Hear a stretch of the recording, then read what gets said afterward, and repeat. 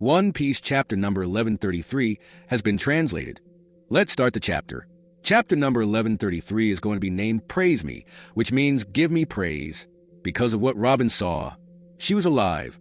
That's why everyone is praising her. In the cover story of the chapter, we will go back to Wano. As we have seen in recent chapters, Yamato, Otama, and Speed were roaming together. But in this chapter, there's a little mess. The pirates who used to work under Kaido have caused trouble. Hold'em had already caught Tama, as everyone knows. This guy has done the same thing again. It seems like he has beaten Speed as well, as she is seen lying on the ground. It also appears that Yamato has just arrived because she looks completely shocked. That's all for the cover story. Let's see what happens further, as the cover story has been running for quite some time. Something significant should happen soon. The chapter starts with a flashback to Ohara, where Spandine is cleverly talking to the news reporters. He is spreading the news all over the world about the incident in Ohara. Spandine, a Marine officer, ensures that whatever he says will be broadcast globally. Since the entire world listens to Marine officers, people will believe his version of events. Here, we are shown Spandine speaking to the news reporters. He claims that an innocent man's ship was heading to Ohara, and it suddenly caught fire. Spandine then adds smartly, "I just came to see what's going on here." A news reporter asks Spandine, "What do you think? Is this all the work of Nico Robin?" Spandine shouts back, "She is not a child. She is a demon." Spandine then tells the reporters very cleverly, "Don't let the world know about this. If children hear this, they will be traumatized." The Marines act swiftly, making it clear they don't want Nico Robin to survive. If the news about Ohara spreads, they will label everyone else as useless and portray themselves as heroes. The Marines even say, "Do not approach her. She is very dangerous." The scene shifts to a young Nico Robin, where she is shown feeding a dog. Despite her innocence, no one sees past the lies. People are yelling, "Marines, catch her as soon as possible." Others spread rumors that she is using mysterious abilities.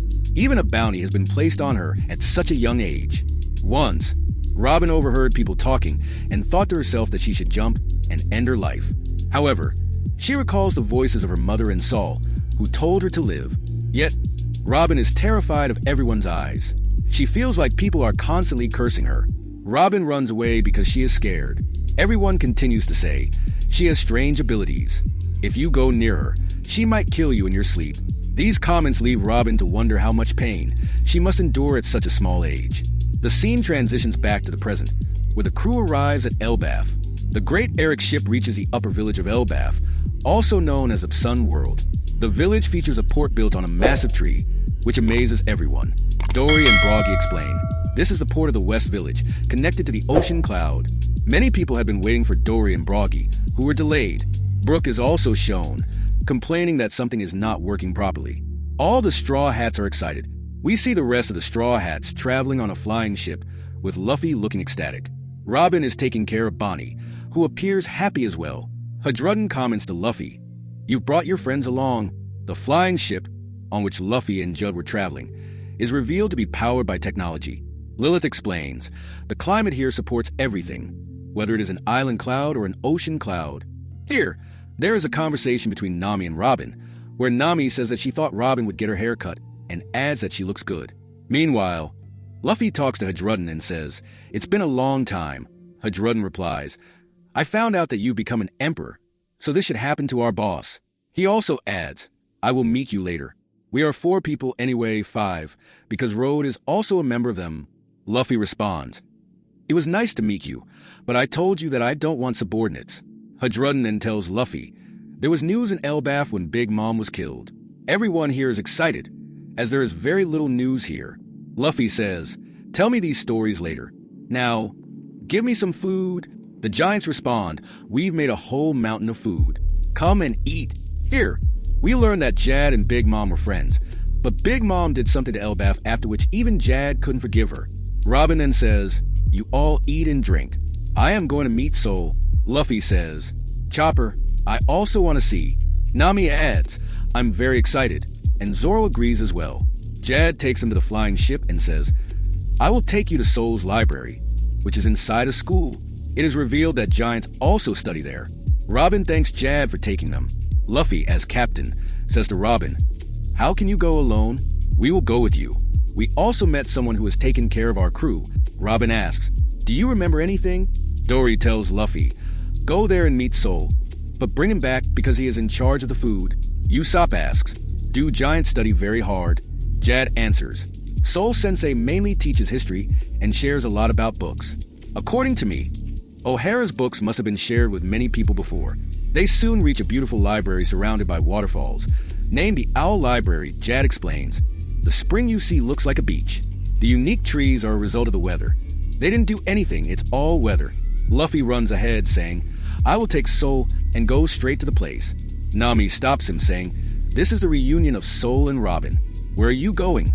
Robin appears a little nervous. Suddenly, a giant comes running from the front and Soul Sensei falls. Something seems to have happened to him. Luffy, Sanji, Chopper, and Usopp panic, exclaiming, they're having a reunion after 22 years, and this is happening. Chopper says, I'm a doctor. Usopp adds, go and see. Soul is acting as if he has fallen. Robin comments, how stupid he looks. She then tells the others, you all stay here. I'll go alone to see him. Robin feels unnecessarily nervous but continues. The panel mirrors an earlier moment when Soul tried to scare Robin. However, this time, Robin isn't scared. Soul remarks, Robin isn't scared anymore. He realizes how much she's grown since they last met years ago. Robin says, you haven't changed your smile. Soul picks her up, looks at her, and says, you look exactly like your mother. Robin remembers her mother, recalling how she told her, don't give up because the future is waiting for you. Soul asks Robin, did you hear Vegapunk's broadcast? I couldn't hear much, but it was published in the newspaper. Vegapunk had said, history will be told only by those who win. Soul reflects, are these the same words that the Ohara people wanted to share? The entire history was burned so it couldn't reach anyone. But the scholars of Ohara, everyone heard their voices. Vegapunk is a scientist, so he didn't decide who is good or bad. Yet, he still said this. It's a big thing. That's why I believe there will be some change in history, and our future will change. Robin notices that Soul's face is burned and asks, are you in pain? Soul replies, I don't know how I survived. When I was floating in the sea, the fire was very strong and the ice melted. A lot of my body burned. When I came here, people were saying terrible things about you, Robin. It made me very angry. Robin stops him, saying, please don't talk about it. We'll discuss it later. She then tells Soul, give me some credit. I survived for 22 years. Soul begins crying and says, yes, a girl who was followed by the whole world still survived. It's been 22 years. You did an amazing job. Robin reflects on her purpose for being alive. She remembers her mother, Soul, and the professor and wonders why they wanted her to live. She begins to cry. In an emotional moment, Robin and Soul hug each other. Robin says, Soul, I wanted to see you for a long time. Soul cries as well. The entire crew is moved to tears. Luffy is overjoyed to witness the reunion of two separated friends. And here, Soul says, I don't know how I survived. When I was floating in the sea, the fire was very strong, but the ice melted and much of my body was burned. But when I arrived here, people were saying very bad things about you, Robin, and it made me very angry. Robin interrupts, saying, please don't talk about it. We'll discuss it later. Then, Robin tells Soul, give me some credit. I stayed alive for 22 years. At this, Soul literally starts crying and says, yes, a girl who was followed by the entire world still managed to survive. It's been 22 years, and you've done a very good job. Robin, meanwhile, is still reflecting, wondering what the purpose of her being alive is. She thinks about her mother, Soul, and the professor, questioning why they wanted her to live. She starts crying as well. But then comes the best scene. Robin and Soul embrace. Robin says, Soul, I've wanted to see you for such a long time. Soul starts crying too. The entire crew is overcome with emotion, and they all cry. Luffy, however, is smiling brightly, happy to see these two people, separated for so long, finally reunited. And with this, the chapter ends. There's a break next week.